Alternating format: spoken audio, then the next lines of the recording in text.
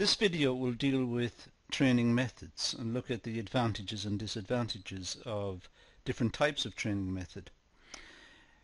However, before we start that, please look to the bottom right hand corner of the screen where you'll see that there are 81 slides here. This is a big video. There's a lot of material in here and you may wish to have several breaks whilst viewing it.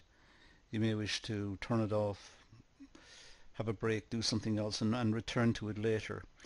If you decide to take a very fast route, nearly all of the material I'm going to speak about will appear on the video.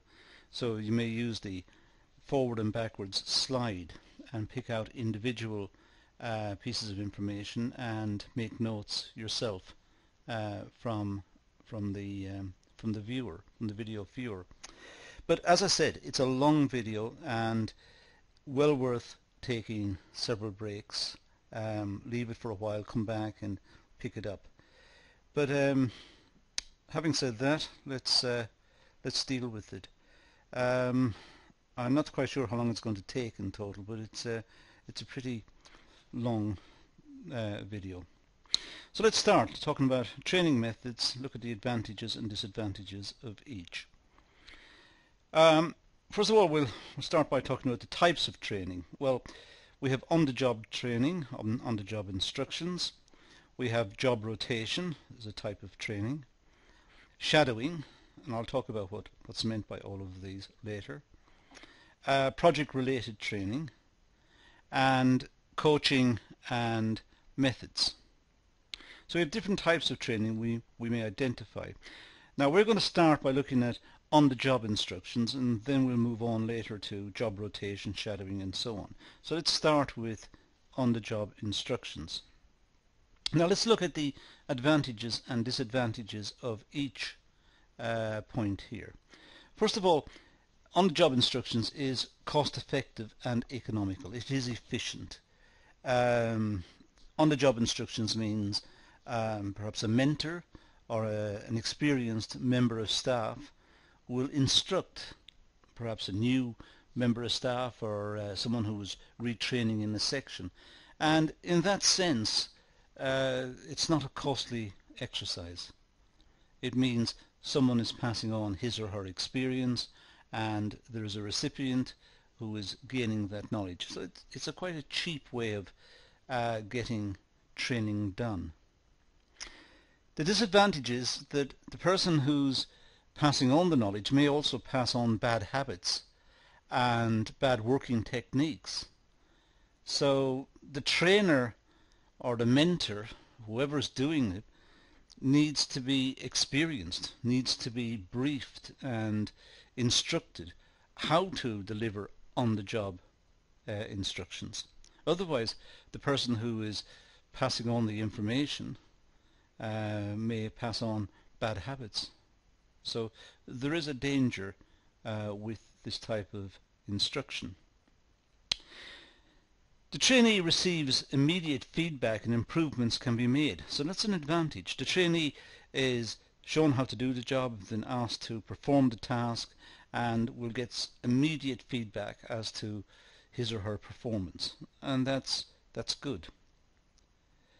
But could have a negative impact on productivity. For example, the trainee makes errors or works slower than the team. So the trainee may slow everything down. So there may be a loss of productivity associated as well. So there are disadvantages in that case. It's also an advantage that establishment of better working relationships between trainee and instructor. A rapport may develop between the instructor and the trainee. They may get to like each other, understand their comments. They may share views and similar ideas about things. So they may have a good working relationship. The disadvantage is insufficient theory and knowledge.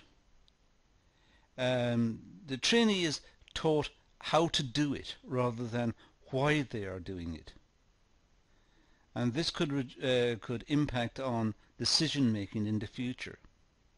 So the trainee is taught how to do it, but not why, or not how it works in detail, just perform the particular task.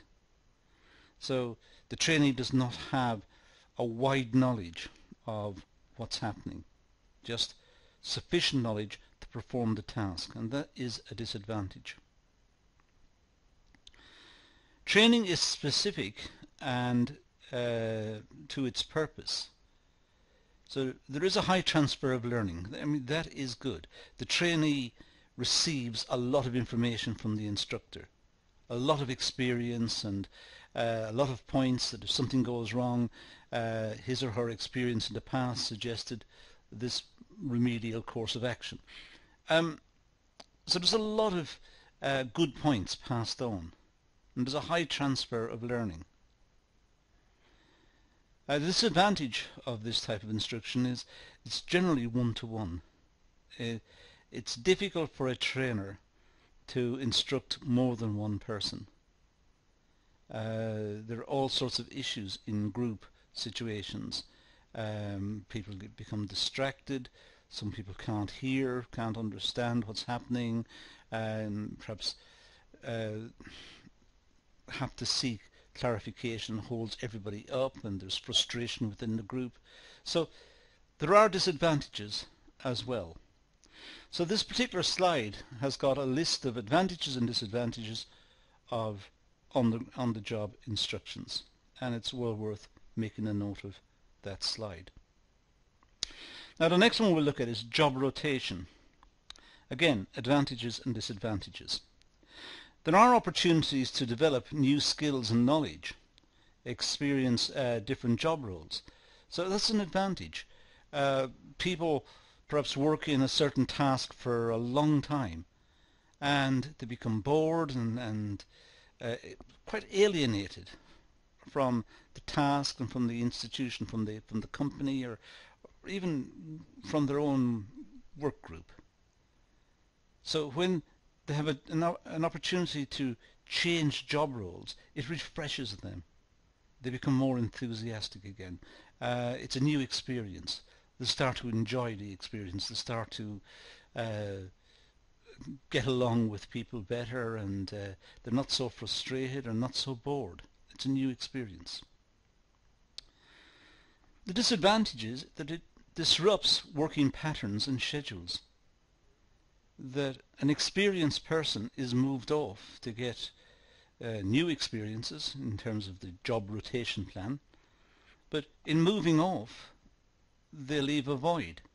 They leave a job that needs to be done, and perhaps the person who follows on will not have the same experience or the same understanding, and cannot handle situations as well because they don't have the accumulated experience of the person who's moved on.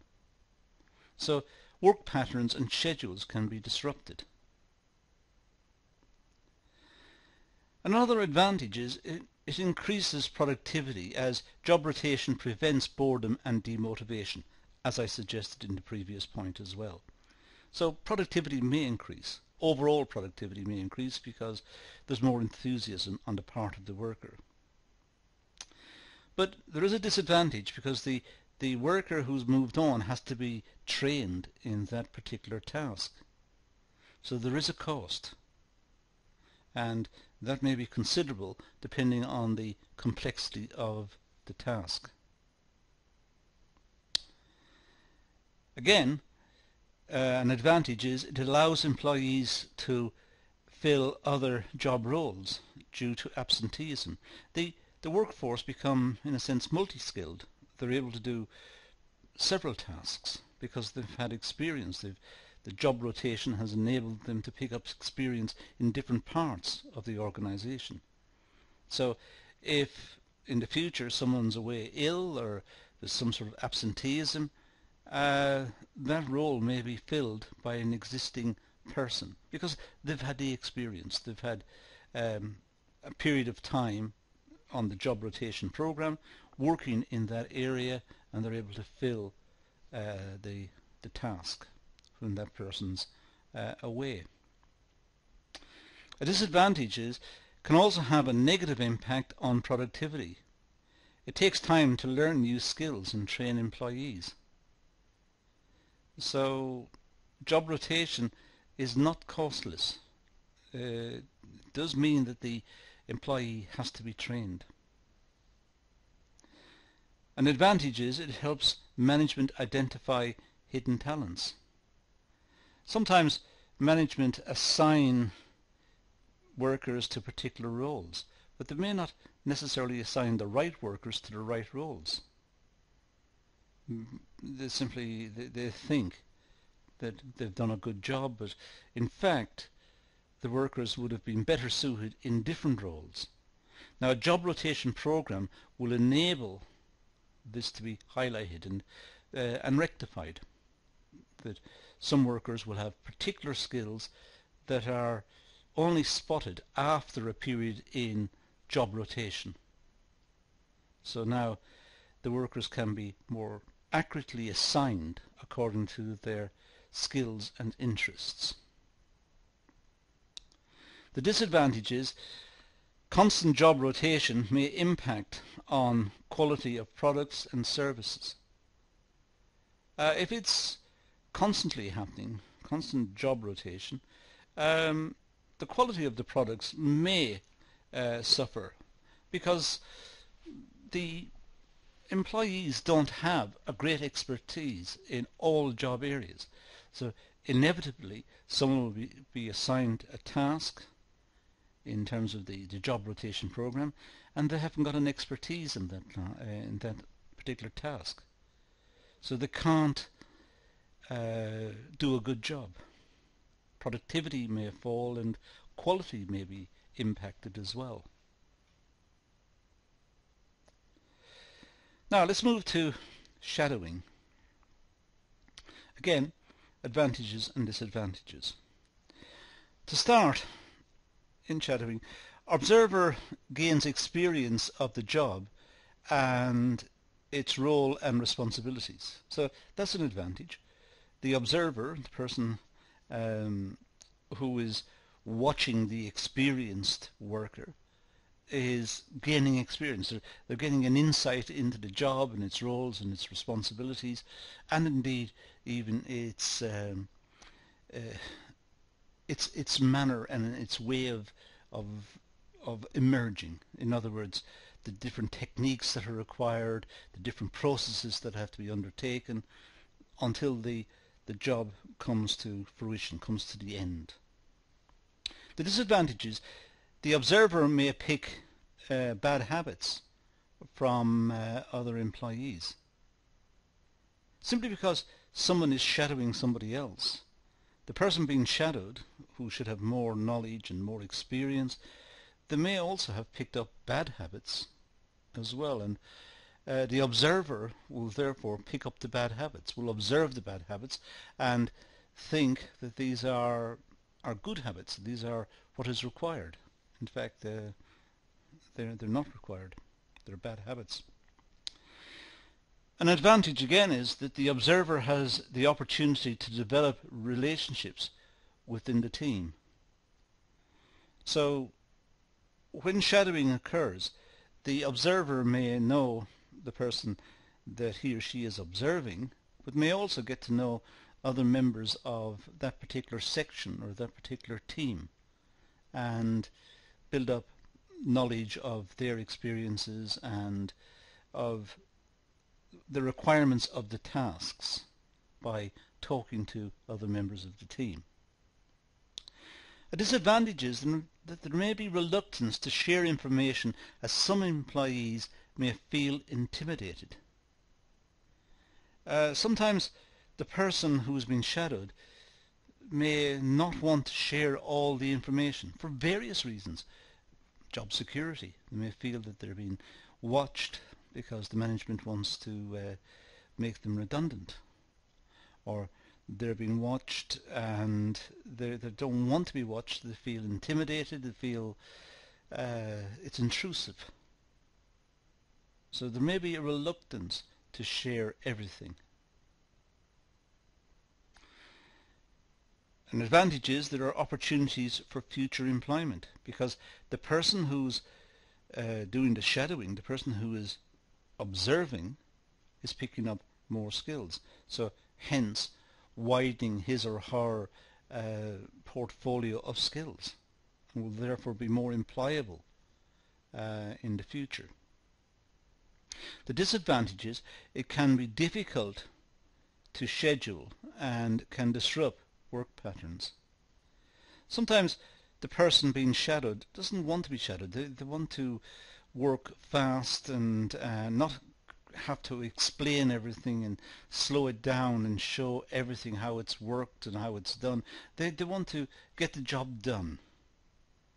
And it's particularly important if they're on a bonus system and they're being paid for the amount of work they do. They'll certainly be very reluctant to do shadowing then. But it can be disruptive.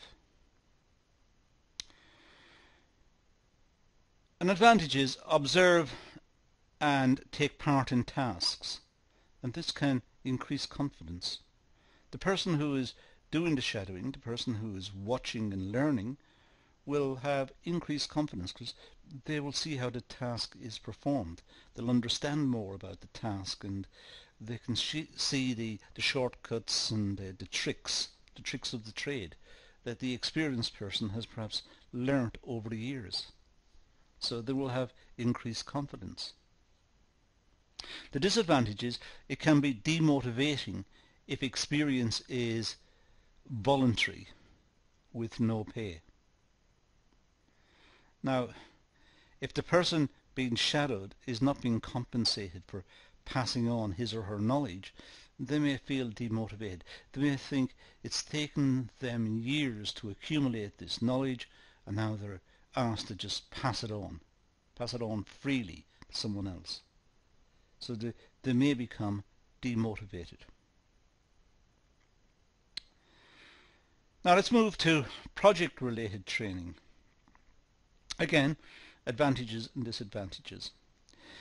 In this case, the employee experience working in groups and take on leadership roles. So that's an advantage. The employees are working in groups, they're able to communicate with other members of the group, talk about their experiences and problem solve together, and they may even take on leadership roles. They may lead certain activities and have responsibility for certain activities. The disadvantages: working in groups can result in disagreements and individuals may not perform their tasks adequately. Because there's a group, it doesn't mean it's a harmonious group. There could be a lot of infighting and disagreements in the group. So we can't say it's unambiguously good. There may be problems with group working. Another advantage is there are opportunities to gain skills and experiences. When working in this environment, this type of group situation, an individual can observe others and can ask for support and help and clarification of points. And by and large, the group will be interested in surviving as a group, and they'll be interested in helping. The disadvantage is it's difficult to organize team meetings when employees have other jobs and duties to complete. So if the team have a lot of work to do, then it's difficult to get everyone together to have some discussion of the activities that they're undertaking, have feedback and enable question and answers and reflection. And these are important issues, but it may be difficult to do that if the team are working flat out to try and achieve targets. An advantage again is that projects are aimed at a purpose and meet organizational aims and objectives. So projects are there for a purpose. They're not just random work situations. These are there with very specific work brief. And the brief is to get a certain task completed. That's why the group was formed. That's why this particular project is in existence. It may be that customers require a special product, a one-off product, or it could be that the company is trying out a prototype of something. These are there for a particular purpose, and this is a good way of dealing with it. The disadvantage is least competent group members tend to become overshadowed by more competent group members. Within groups, not everybody seems to be equal. Some within groups will be more dominant, some will have more to say, some will have very forceful opinions. Other members of the group will be shy and stand back. So there's a group, but it's not a homogeneous group. It's a highly, in fact, heterogeneous group, or it could be. And that would be a disadvantage, because some members of the group will be disadvantaged. Develop team working skills. All team workers share a common goal, and it's easier to complete tasks. Well, the fact that they're all in a group, it's in their interest to make the group work, so they will share skills. They will try to support each other, because they're all working towards a common goal, the completion of the task. So it becomes easier in that case. Now next, coaching and mentoring. And again, advantages and disadvantages. Start with the advantages. Well, flexible approach. Learning is at the pace of the learner needs. So it's coaching and mentoring is quite flexible, and the learner is learning according to his or her needs. They're learning the tasks that need to be known. The disadvantage is the coach or mentor may not have the right skills or qualifications. And that is a problem. Simply because someone is appointed as a mentor doesn't mean that they are ideal for that task. They may have poor communication skills, or they may have inadequate theoretical understanding of the tasks that they're asked to explain. So there may be problems with the mentor. Another advantage is feedback is instant and improvements made on the job. Well, if there is coaching and mentoring, and if someone is performing a task and not performing it very well, the mentor could step in and say it has to be done the following way, and this needs to be done, and that needs to be done. In other words, the feedback is instant, and the person performing the task is learning immediately. They've tried to perform the task, they were failing, and there was intervention by the mentor. A disadvantage is that senior management and staff may be unwilling to take on the task of mentoring, especially if the additional responsibility is unpaid. So why would anyone want to become a mentor if the task is unpaid or not rewarded? Why take on the extra work? Now some may find it an enjoyable experience. Some may do it because they see it as a very professional thing to do. Some want to help the organization.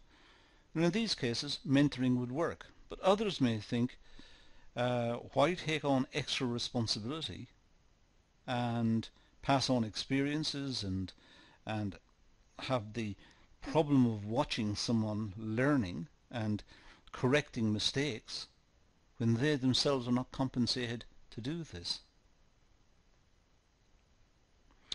Next, the trainee is self-motivated and willing to learn. Well, if someone opts for a mentoring position where they're going to be mentored, it means that they are willing to accept criticism and points and directions. They're putting themselves in that position where they are going to attempt to learn, but they're going to learn under the scrutiny of a mentor. The disadvantage is it is a time-consuming task and requires motivation and dedication from the trainee and the mentor. It just doesn't happen. It's not costless. When a mentor and a trainee get together, they must discuss the tasks, they must discuss the processes, what's going to happen, the sequence in which the activity will take place, the type of tools necessary, the background research, the understanding of the task, and it is time consuming. It's not some small issue, it could be quite a large issue. And that time factor needs to be built in. It needs to be accommodated. Next advantage is opportunity to work with senior managers and staff. Well, if the mentoring is within an organization at a higher level, then the trainee may get to be mentored by a very senior member of management, and that would be very valuable experience. So it's an opportunity to be trained by someone who has particular skills and experiences. The disadvantage is mentors or mentor poor work ethic can have adverse effects on the trainee. There's an assumption that the mentor is a perfect individual. Well, the mentor may have bad habits and poor working standards and pass on those. The mentor may cut corners or have bad timekeeping or poor communication skills, or simply because someone is a mentor doesn't mean that person is perfect. There may be issues. Let's look at types of training. Well, we have e-learning and courses. We have reading and case studies, lectures and seminars, outdoor training and business-related games, and role play and behavior modeling. Now these are different types of training that we can consider, and let's talk about each of them in turn. We'll start with the e-learning and the courses. Again, advantages and disadvantages. Well, advantages: a flexible approach. Learning takes place around the learner's schedule. So if it's e-learning, the person can learn virtually any time he or she wants. They could learn after work or in the lunch break or on the bus on the way to work, or it's flexible. So it's providing the learner can gain access to the material through the network, then that means that the learner is capable of accessing the material and benefiting from it, but they need to have access to it. The disadvantage: well, learners with low motivation and poor study skills will fall behind. There is no routine structure of classroom environments. So e-learning requires discipline on the part of the students. They need to want to learn. They need to be interested in the topics and want the qualification or want the knowledge that the course contains. There's no routine structure. As I said earlier, they can learn on the bus, or they can learn anywhere they find themselves and they're free, provided they've got a connection. So there's no classroom environment. There's no single spot where this knowledge will be passed on. So it does require discipline, and that could be a problem. An advantage is online courses are cheaper and more accessible. There's no cost involved in travelling, for example. If the trainee or the student is to attend a college, perhaps in the evening or during the day, they have to travel to the college. They have to get transport there and get transport back. Unless, of course, they live next door to it, which is possible, but perhaps a bit unlikely. So there are costs involved in going to a college, but generally speaking, online courses are cheaper and more accessible, and there's no cost involved in travelling, so that's an advantage. The disadvantage is learners can become isolated and there can be limited face-to-face contact.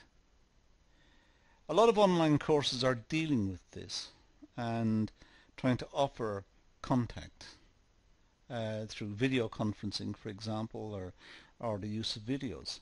But if it's going to be what's known as synchronous, in other words, real, live, two-way interaction, the student and the tutor, then some sort of conferencing facility would be probably the best way of doing it. So that's a space that needs to be watched because the technology is improving and perhaps the issues mentioned there will be addressed in the future. Another advantage is learning is tailored to the learner needs. The learner can, generally speaking, pick what he or she wants to learn. And the internet is a vast resource of learning materials. The disadvantage is technology issues. It may be difficult to access online resources. Perhaps people can't get a Wi-Fi signal very easily, or perhaps the signal breaks, or there's limited bandwidth, or whatever. There may be technological issues which may be a disadvantage. Another advantage is it builds self-knowledge and learner confidence. Learning is geared to the learner's pace.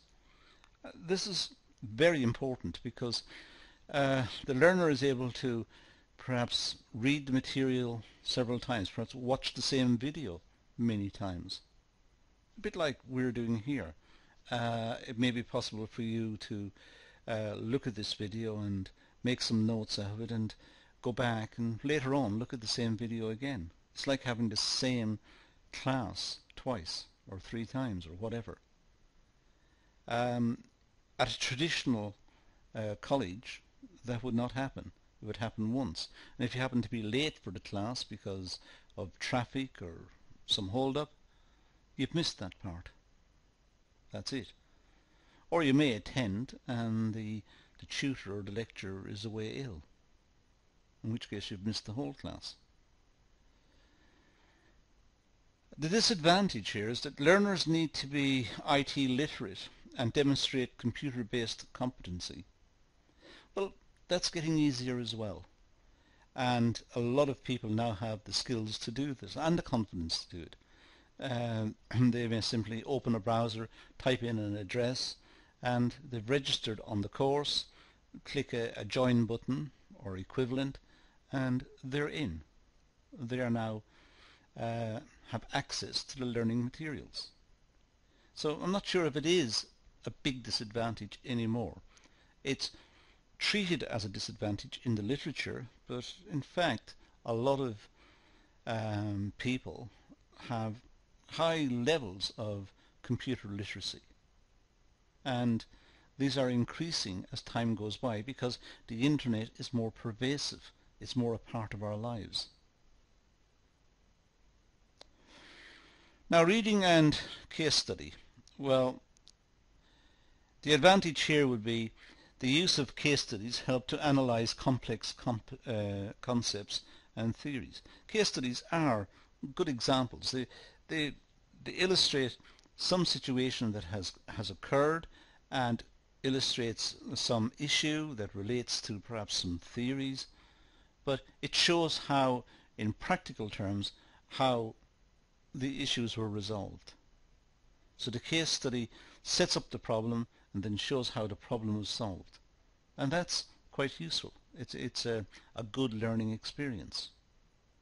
The disadvantages: the use of case studies is time consuming, especially for short-term training courses. If a training course is just running over a couple of days, then asking the students to read a case study and analyze it may take the best part of a whole day, in which case the benefits of the training course may be lost. It might be better to ask the students in advance to read the case study and then be prepared to discuss it in a 1-hour session, perhaps during the training event. But the use of case studies can be time consuming, and they need to be handled with care. The learner can relate to real-life situations and apply solutions to workplace problems, and that's an advantage.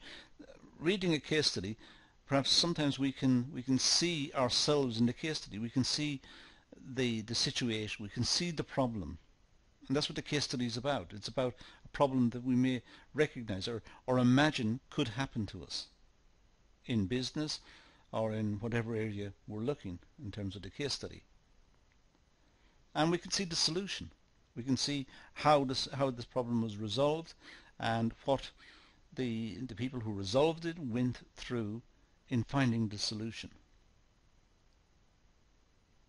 A disadvantage is it can be difficult to find case studies that are relevant to the training course.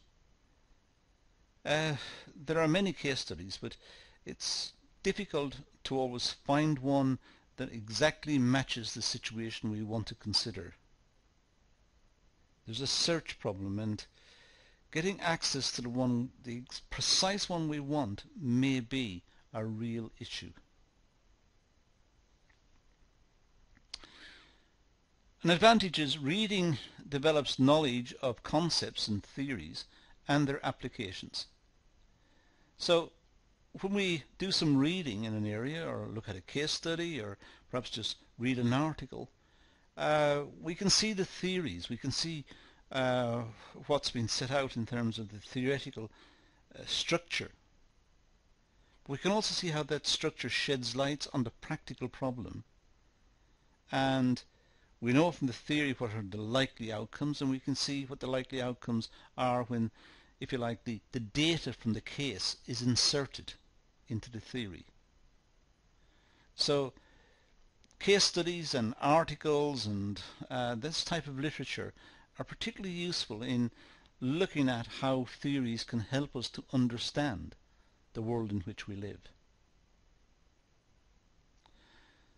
The disadvantages: well, there can be more than one right answer. Different people will have different perspectives on the right solution. Problems with validation. Which one should be picked?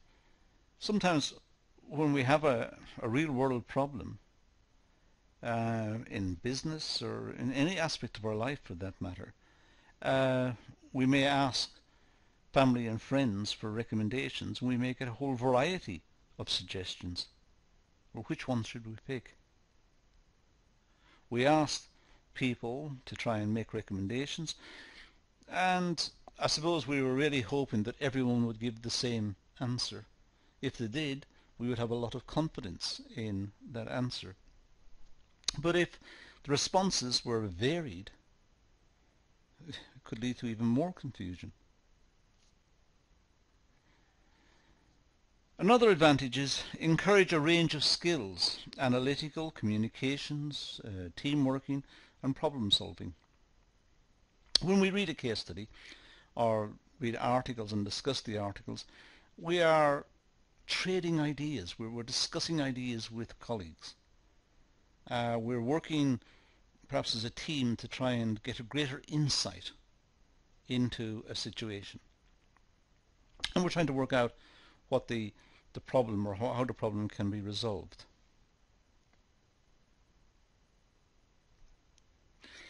A disadvantage here is that case studies and articles and this type of literature is really aimed at the more sophisticated student, the one who's able to make the jump between what's on the paper to his or her practical experiences and can see the relevance of what has been read in the context of some issue they're confronting in practice. So it's quite an advanced activity. So reading a case study does require a good level of maturity. The reader must approach it in a way which almost welcomes the material. It's expecting the material to shed light on some issue and is looking for the insights that the literature will give. But it is not suitable for very basic problem solving. It's a more sophisticated type of problem solving.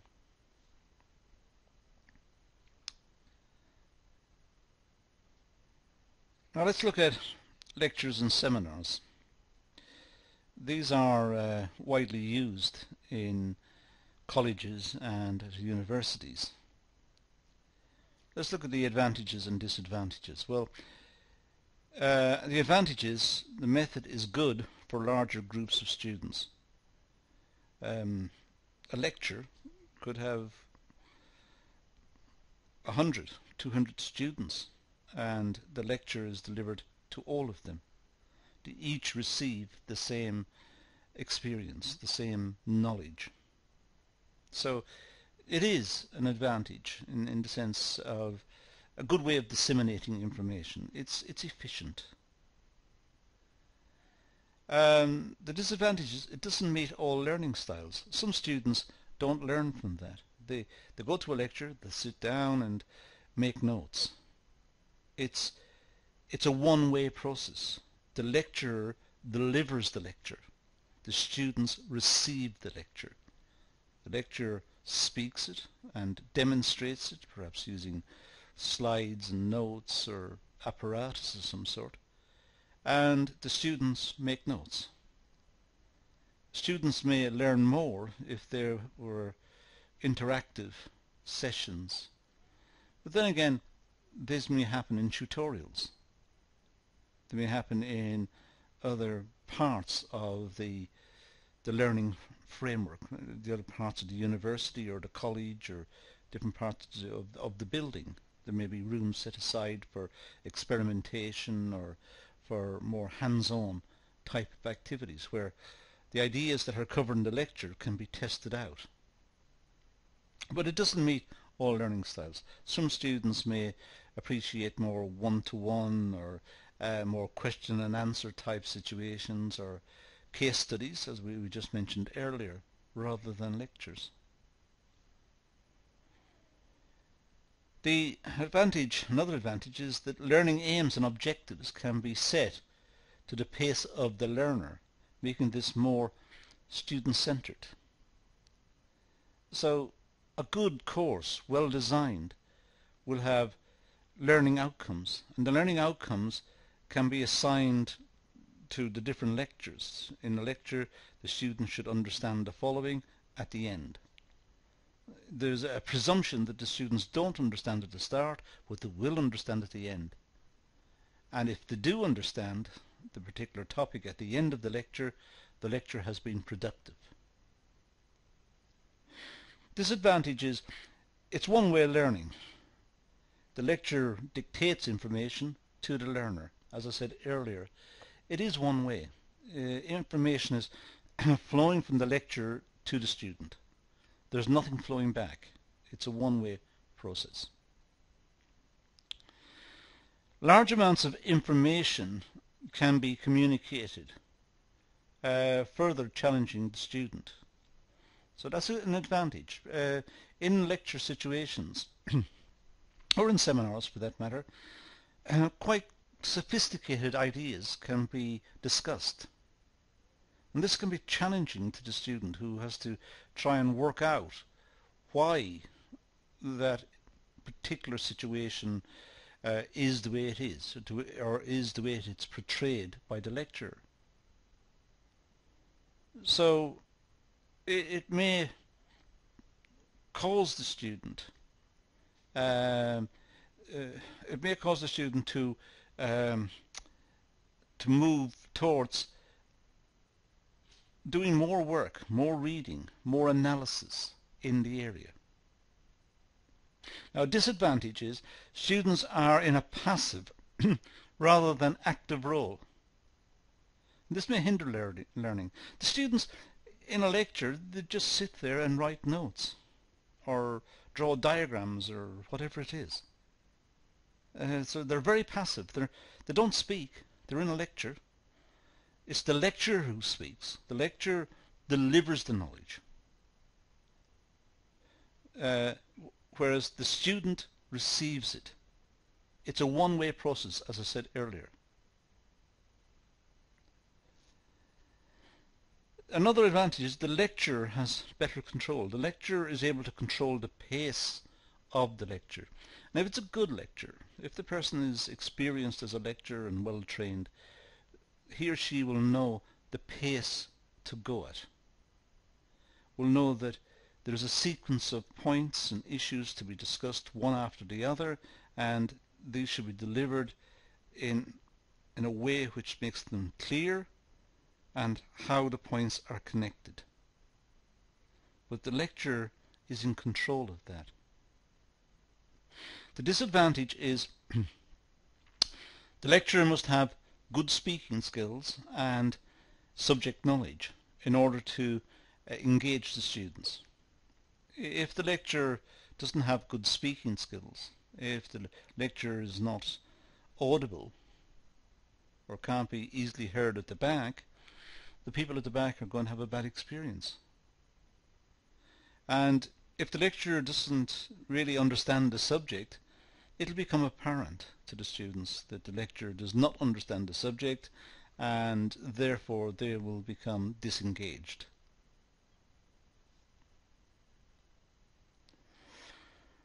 Now let's go to outdoor training. And again, advantages and disadvantages. Well, advantages: develops team working skills and relationship with colleagues. It's outside, it's an activity, they tend to work in teams, they tend to work together, they get to know each other, and they build up working relationships. The disadvantages: outdoor training can be costly to set up and time consuming. It's not cheap. And there are all sorts of issues that need to be considered. Health and safety, travel, all sorts of issues that need to be factored in, which makes it a costly and time-consuming activity. Another advantage is it encourages team working and problem-solving skills. When there are outdoor training activities, sometimes the trainees are organized into groups and they may be set particular tasks, and they have to work as a team to try and solve the problems and perhaps even develop skills, develop new skills to solve the problems. The disadvantage is not suited to everyone's learning needs. Some employees may dislike working in groups or attending learning events. Some employees want to work on their own. Some employees are happy working on their own. They don't want to necessarily work as a member of a group. They might have a lot of skill, a lot of competency in many areas. They may be very efficient and very capable. They just simply don't want to work with others. They don't want to work in a group.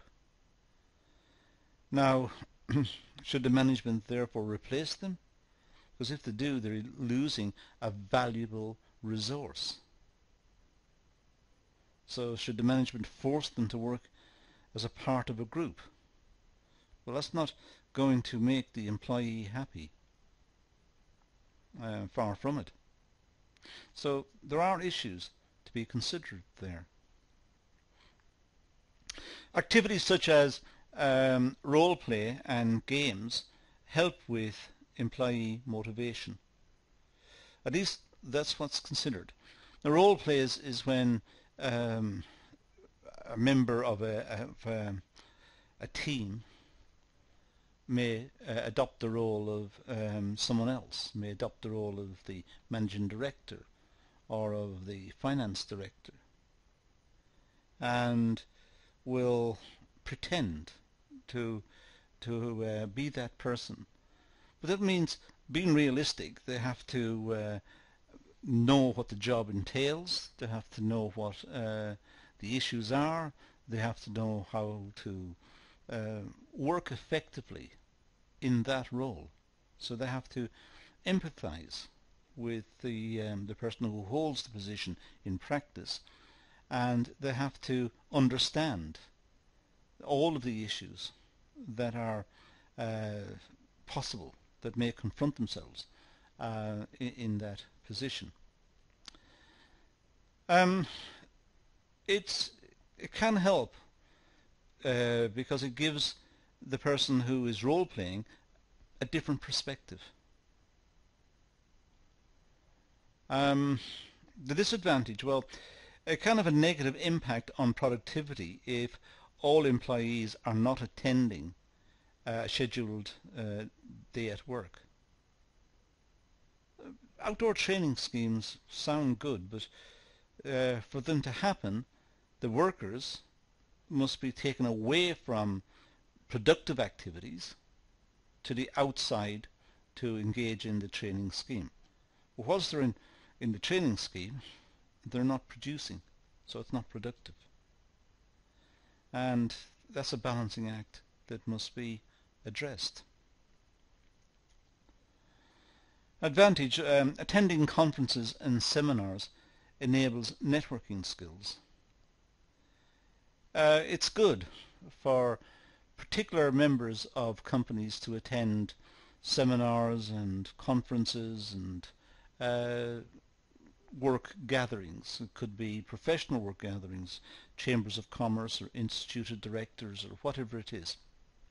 And in this arena, be able to network and talk to other attendees who have similar roles or work in similar organizations, and they're able to exchange ideas about good practice and discuss the impact of perhaps more macro issues, or the likely impact of more macro issues on their organization. Now, business-related games. Well, advantage and disadvantages. It encourages problem-solving skills. It's a business-related game, so the issues under consideration will tax the participants, but enable them to study perhaps all of the business, not just perhaps the limited perspectives of the business that they've got from their own working experiences. So, for example, if the attendees to these games they came from, let's say, the engineering department, they may be able to get an insight into what happens in the marketing department or in the finance department, or they may just have a wider perspective at the end. Disadvantages, well, can cause boredom of activity if it's not suited or it's not pitched at the right level. So it can cause boredom. Attending business games sounds like fun, but if the attendees are not really that motivated, or they don't see the point of it, or they don't like these type of events, they can become quite bored and quite alienated. An advantage is related to real-life scenarios and demonstrates principles and concepts, which is a good thing. A good thing in the sense that they're able to relate the games to different scenarios and consider different possible outcomes in different situations, and look at business principles and how the business principles fit in to the resolution of problems perhaps, and look at different concepts and the importance of these concepts. The disadvantage is the learner is guided through the correct procedures, but may not understand the logic behind their actions. So sometimes in business games, the person running the game may move the game along and leave certain areas unexplained, or leave certain areas just touched upon, not fully worked into the solution, so that it's leaving more questions than answers in the mind of the participants. So perhaps the game has a certain time dimension. It must be completed within a certain time frame. If that's the case, then perhaps it may leave more questions than answers, and may therefore be quite frustrating to the attendees. The activities are fun and entertaining and encourage motivation. That's what is hoped that will happen with business games. That the attendees will find it interesting, will find it challenging, but they have to make decisions about perhaps marketing or advertising expenditure or setting the price and looking at competitive situations, and they find it perhaps entertaining and fun, but at the same time it's giving them an insight into the real situation in which companies operate. The disadvantage is it can cause unnecessary pressure if employees are put under unfavorable circumstances. If a team is losing and making bad decisions, they may become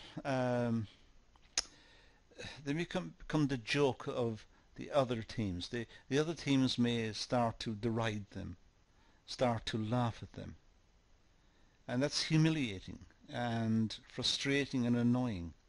They've made almost understandable mistakes. They didn't read situations properly, or they were just unlucky in their decision making, that they chose the wrong route or whatever it was, and now they're being mocked by the other teams, and that's frustrating and annoying, and can be very can lead to disengagement. They don't want to be a part of it anymore. So the employees are under pressure to try and make the right decisions. And it could also be the case that an individual member within a team has made some bad decisions, some faulty decisions, and the other members of the team have turned on him or her. And again, that puts pressure on the attendee, who may feel alienated and removed from the group and simply does not want to participate. It's a bad experience. Another advantage is builds team cohesion and encourages healthy competition. And you'll note here, of course, a lot of the advantages are exactly the opposite of the disadvantages, which of course is what we would expect. But it builds team cohesion. It's hoped that business games and attending business games will encourage team cohesion and encourage healthy competition. That teams will be formed and they will work together, they'll get to know each other, they'll discuss issues, they'll discuss the game and how it should be played, and they will make good decisions and have an enjoyable experience. But they'll also get this insight into the real business situation that companies face, the competitive situation that companies face. The disadvantage is it doesn't really encourage critical thinking. They're making decisions, they're trying to do some analysis, but there are so many variables in play and so many different opinions floating around in terms of the game and the members of the various groups who are involved in the game, that critical thinking and almost logical thinking may be, in a sense, wrecked by unusual behavior or unusual decision making by other teams who do the unexpected. So the situation doesn't necessarily develop in terms of a smooth development. If you can imagine the curve of development being nice and continuous and moving towards a conclusion. In practice, business games may be very chaotic, with sharp swings in terms of profitability or market share or employment or whatever it is. So, in fact, when business games are played out, the attendees are dealing with almost chaos. They're dealing with situations which are very difficult to predict. And that means critical thinking and logical thinking may not help. It may be perhaps more emotional than logical. Role play behavior modeling. Well, advantages and disadvantages again. Advantages of role play and behavior modeling. Well, interactive activity and fun to take part in. So it's a role play.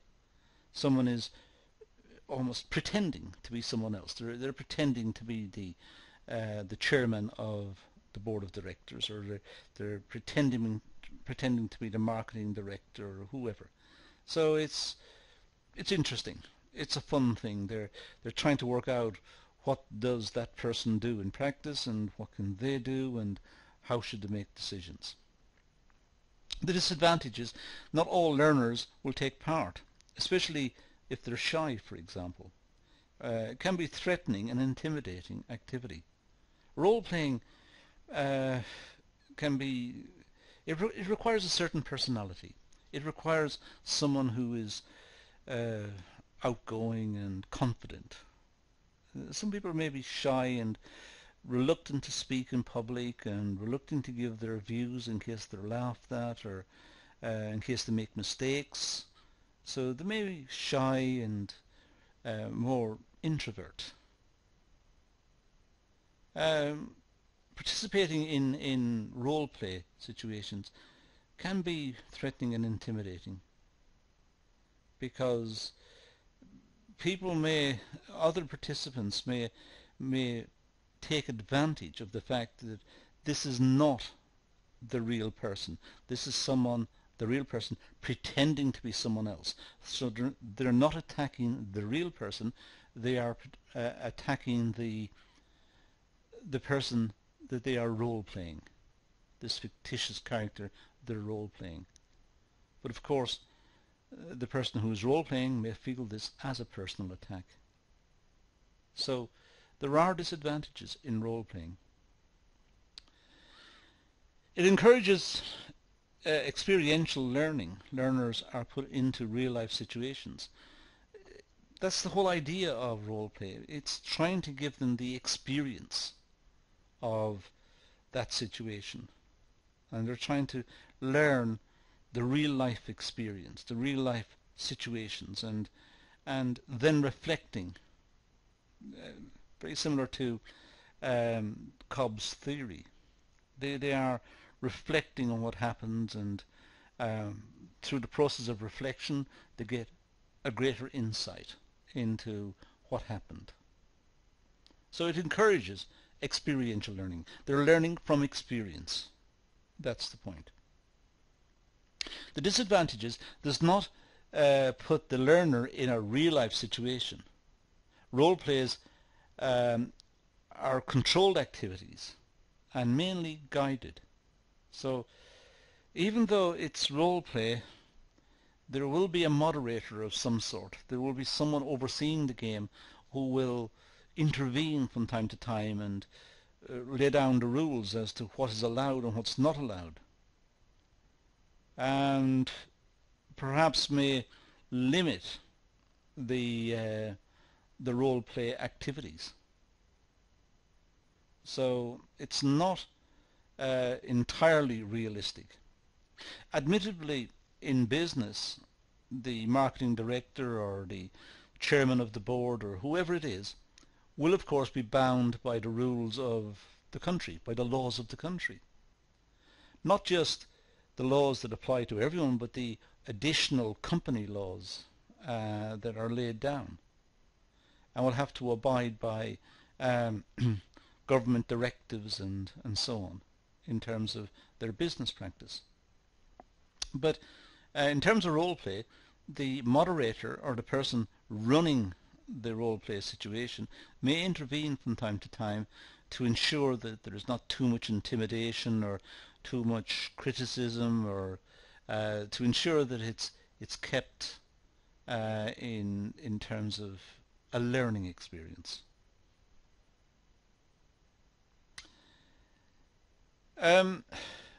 It's the concepts and principles can be portrayed through role play activities. That's the idea, that when a role play activity is set up, then concepts and principles can be portrayed through this. In other words, the participants will get a stronger understanding of concepts and principles, business concepts and business principles, because they have to make decisions. And the decisions will be based on these concepts and these principles. And they may find that the concepts and principles are restricting their decision making or guiding their decision making. It all depends. But the point is that they're working within that framework. So they are learning that the framework is important. Now, the disadvantage, if not carefully constructed, can cause confusion, especially if the activity involves larger groups of learners. If there is a large group of learners, then the role play can be very complex, particularly if there are many people playing roles. It's difficult to work out who's playing what role and how they're interacting. It can become a very complex situation, and it's easy to get lost in the various activities of the game. So it needs to be controlled. It needs to be managed carefully. But of course, if it's controlled and managed very carefully, it may not be a true reflection of what happens in real life.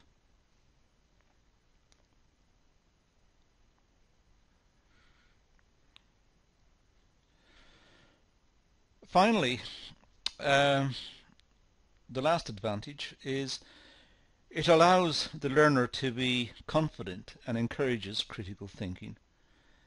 If someone takes on a particular role, they may learn a lot from the role. They may learn the constraints that apply in real life.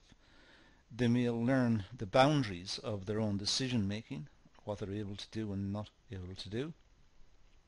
They become confident because they're now in a position of exercising power within that domain, within that role they've adopted.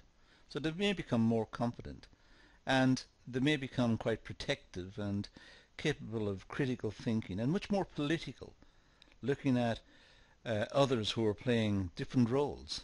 They may become political and seek to form alliances or seek to wage war almost on certain members by undermining those members and getting them removed, getting them discredited. And this would be in a commercial sense, a very professional commercial sense. That's what happens in real life. So they're becoming confident, and they can become quite critical in their thinking. The disadvantage is difficult to assess if learning is taking place. It's very difficult to assess. It's an experience, but what was learned will be very difficult to assess. What was known before the activity in terms of their critical thinking and their confidence, like in the previous point, or has the activity itself engendered these attributes? So it's very difficult to assess the whole thing. And that concludes this very long video. So I hope you've had several breaks. You've stopped the video many times and returned to it. All the information you require is really on the slides, like the one we've got in front of us at the moment. It's worth freezing it, cutting off the sound, and just copying out these various for and against points and considering those. But that's all we're going to deal with in the video. You're probably pleased to hear. So let's leave it at that and say thank you for watching.